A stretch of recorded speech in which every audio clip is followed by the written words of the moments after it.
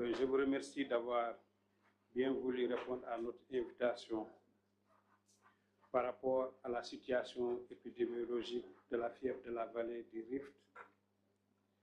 Et je voudrais, avant de prononcer quelques propos préliminaires, m'excuser du retard que nous avons eu à enregistrer. Nous avons voulu ce moment d'échange pour informer avec transparence et précision sur l'évolution de la maladie dans notre pays, sur les actions qui ont été menées par le gouvernement et sur les mesures que nous poursuivrons pour protéger les populations. Je tiens à saluer d'emblée la bonne et parfaite coordination entre les différents secteurs ministériels, que sont le ministère de la Santé et de l'Hygiène publique, le ministère de l'Agriculture, de la Sécurité alimentaire et de l'Élevage, le ministère de l'Environnement et de la Transition écologique et le ministère de l'Hydraulique et de l'Assainissement. Donc, tous ces ministères sectoriels ont eu à contribuer d'une manière ou d'une autre à la riposte face à la pandémie, face à l'épidémie de fièvre de la vallée du Rift. Comme vous le savez, depuis le 20 septembre 2025, le Sénégal fait face à une épidémie de fièvre de la vallée du Rift, une maladie qui touche à la fois les animaux et les êtres humains. Elle se transmet principalement par les moustiques et dans certains cas par le contact direct avec des animaux infectés ou leurs produits. Et à ce titre, il est important de préciser que nous ne sommes pas en face d'une maladie à transmission interhumaine. Ce n'est pas comme Covid ou une autre maladie qui peut se transmettre de personne en personne. Mais cette maladie se transmet soit par une piqûre de moustique directement ou bien en manipulant les produits liés au bétail ou bien le fait d'être en contact avec le bétail. Donc il faut lever l'équivoque de transmission interhumaine de manière très claire. C'est donc une maladie qui est à la croisée de la santé humaine, de la santé animale et de la santé environnementale, ce qui exige une réponse coordonnée et collective. À ce jour, la maladie affecte 6 des 14 régions du Sénégal, avec une concentration plus marquée des cas dans le nord, notamment dans la région de Saint-Louis. Au total, à ce jour, on comptabilise 258 personnes qui ont été atteintes, dont 192 qui sont désormais guéris. Et malheureusement, nous déplorons le décès de 21 personnes. Je m'incline devant leur mémoire et adresse mes sincères condoléances à leurs familles ainsi qu'à la nation toute entière. Nos équipes techniques ont identifié plusieurs espèces de moustiques vecteurs, dont le Culex, qui est particulièrement actif dans la région de Saint-Louis. Des cas humains ont été également confirmés et des signes de circulation du virus ont été détectés chez les moustiques et chez le bétail. Ça veut dire que le moustique et le bétail s'échangent le virus.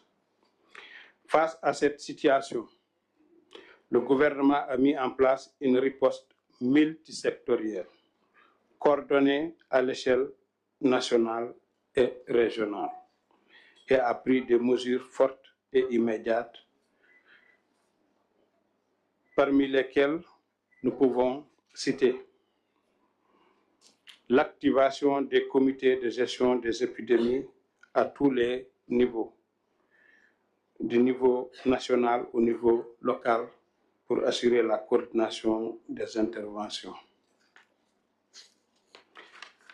La prise en charge médicale des malades, avec l'hospitalisation des cas graves et le suivi à domicile des cas simples, ce qui a été rendu possible grâce à la dotation en équipement pour l'hôpital régional de Saint-Louis d'une valeur de 139 900 000, dont 104 millions pour l'hôpital de Saint-Louis et 35,8 millions pour Richard Toll, et dont le matériel est aujourd'hui en cours d'acquisition.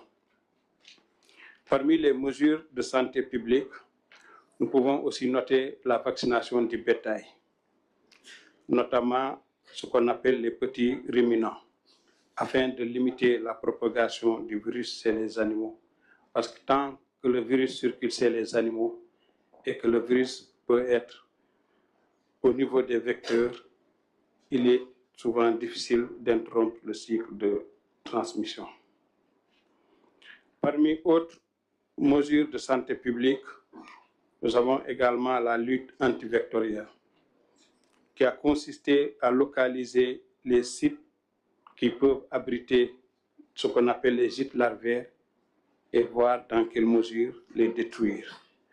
Et nous avons même eu à faire recours à des drones pour ce faire. Mais dans la lutte antivectorielle aussi, on considère l'utilisation de moustiquaires imprégnés et de pièges, ainsi que la sensibilisation des éleveurs. Le déploiement du laboratoire mobile de l'Institut Pasteur de Dakar pour renforcer la détection rapide des cas, surtout dans le centre, à Louga et à Matam. Et cela permet de prendre en charge les cas suspects très rapidement, de faire ce qu'on appelle la détection rapide et de traiter très rapidement et éviter une évolution vers des cas graves. Enfin, comme mesure de santé publique, il y a une communication de proximité en langue locale pour informer et sensibiliser les populations dans les marchés, les villages, mais également les zones pastorales. L'ensemble de ces efforts conjugués ont permis de ralentir aujourd'hui la progression de cette épidémie.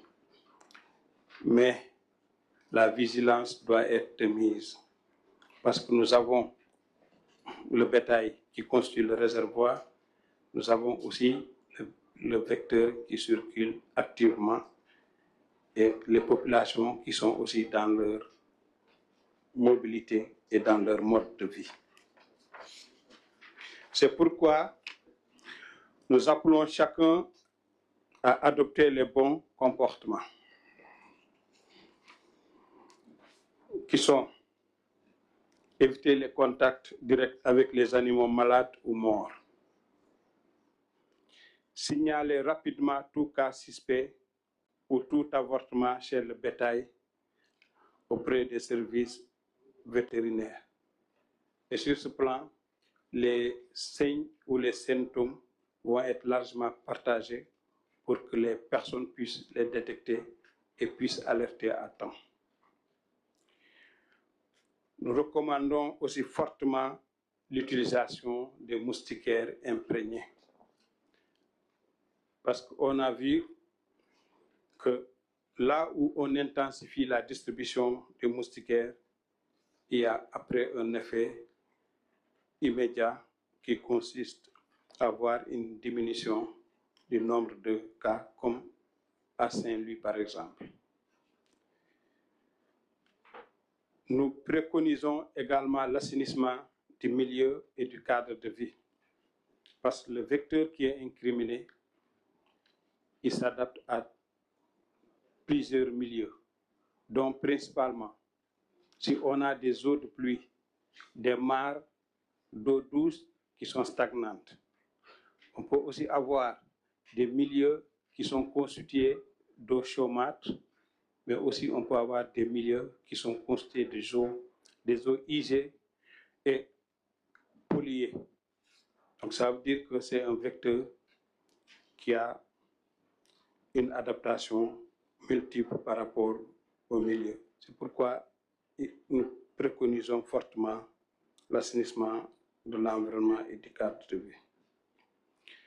Nous recommandons également de se rendre au niveau des structures de santé en cas de fièvre ou autres signes et d'éviter l'automédication. Parce qu'il a été démontré que ceux qui utilisent tout ce qui est anti-inflammatoire étaient beaucoup plus en risque par rapport à ceux qui ne l'ont pas utilisé. Donc, il faut toujours se référer aux indications des médecins à ce propos. Souligner un fait aussi important sur lequel les experts vont revenir. Cette maladie affecte majoritairement les jeunes et les adultes. Et ça veut dire cette tranche d'âge qui a peut-être l'habitude de passer une bonne partie de la journée ou une partie de la nuit dehors.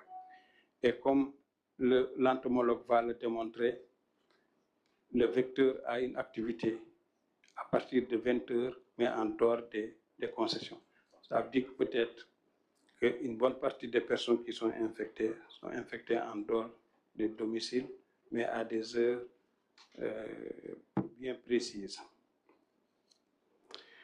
Je tiens à saluer l'engagement remarquable de nos équipes de santé, de nos acteurs communautaires, de nos vétérinaires, de nos techniciens de l'environnement, ainsi que le soutien de nos partenaires techniques et financiers tels que l'OMS, le Fonds mondial, l'OAS, Africa CDC, l'UNICEF, qui ont quand même apporté des soutiens importants dans la stratégie de lutte qui est mise en œuvre. À cet instant précis, permettez-moi de saluer avec émotion la mémoire de M. Abdulaziz Mbaye, qui nous a quittés ce dimanche 19 octobre 2025. Le secteur de la santé perd aujourd'hui un parrain engagé, un homme de conviction dont la contribution fut précieuse, notamment durant la pandémie de Covid-19. Aux côtés du professeur Cheikh Nia, qui rejoint désormais dans l'au-delà, M. Mbaye a joué un rôle déterminant dans la conceptualisation et la mise en œuvre de l'engagement communautaire, pilier fondamental de notre riposte nationale. Et je l'ai toujours signalé à chaque fois de besoin, que face à des maladies à transmission vectorielle, l'un des piliers de la réponse qui puisse constituer une clé de réussite est notamment la prévention par la sensibilisation et la communication auprès des communautés qui doivent comprendre les causes de cette maladie, les modes de transmission, les facteurs d'exposition, mais également les modes de prévention existants.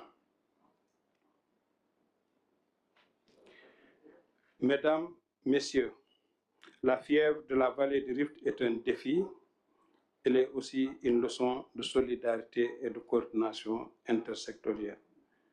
C'est ensemble, pouvoir public, professionnels, médias, communautés, que nous y parviendrons. Je vous invite à relayer largement les messages de prévention et de vigilance afin que chaque citoyen soit acteur de la protection de sa santé et de celle de son entourage.